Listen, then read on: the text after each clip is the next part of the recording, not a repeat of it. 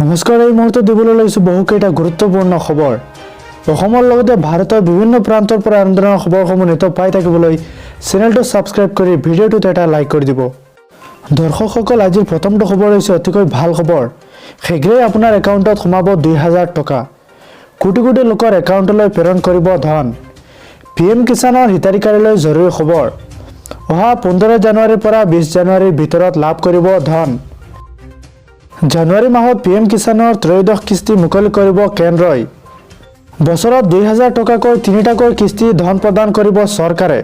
4টা কাম কৰিলে লাভ কৰিব চৰকাৰৰ 2000 টকা। নিৰ্দিষ্ট পৰ্টেলত কৰিব লাগিব আধাৰ সংযুক্ত। সম্পাদন কৰিব লাগিব eKYCৰ কাম। নিজৰ নামত থকা ভূমি সম্পৰ্কীয় নথিও সংলগ্নকৰণ কৰিব লাগিব। নিজৰ সঞ্চয় বেংক একাউণ্টৰ লগত সংলগ্ন কৰিব লাগিব আধাৰ। PM কিষাণৰ পৰ্টেলত গৈ কৰিব পাৰিব eKYCৰ কাম।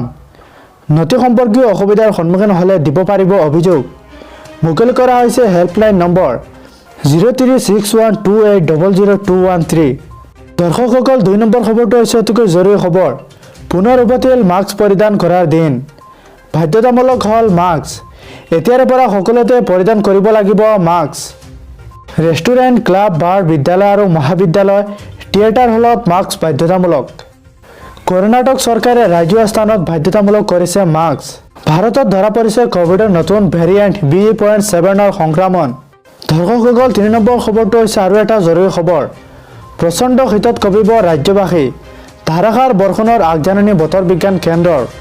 অসম তথা উত্তৰ পূৰ্বাঞ্চলত ধাৰাসাৰ বৰষুণৰ সম্ভাৱনা। উজনি অসমত বৃদ্ধি হ'ব শীতৰ প্ৰকোপ। বৰষুণৰ লগতে অসমত বজ্ৰপাতৰ সম্ভাৱনা। দৰ্শকসকল, 4 নম্বৰ খবৰটো হৈছে অংগনবাড়ী কৰ্মী সহায়িকাসকলৰ বাবে জৰুৰী খবৰ।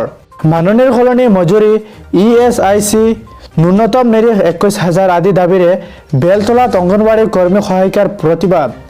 মহানগৰীৰ বেলতলাস্থিত সমাজ কল্যাণ বিভাগৰ কাৰ্যালয়ত বিক্ষোভ কাৰ্যসূচী। মাননিৰ সলনি মজুৰি প্ৰদানৰ দাবীত অংগনবাড়ী কৰ্মী সহায়িকাসকলৰ প্ৰতিবাদ।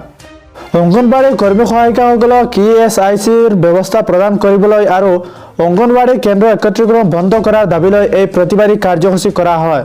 লগতে ন্যূনতম নিৰিখ 21000 নিৰ্ধাৰণ কৰাক লৈও দাবী কৰে অংগনবাড়ী কৰ্মী সহায়িকাসকলে। চৰকাৰী সকলো কামতে ব্যৱহাৰ কৰিছে অংগনবাড়ী কৰ্মী সহায়িকাক, কিন্তু ইয়াৰ বিপৰীতে কোনো সা সুবিধা নিদিয়া বুলি প্ৰতিবাদকাৰীসকলে কয়।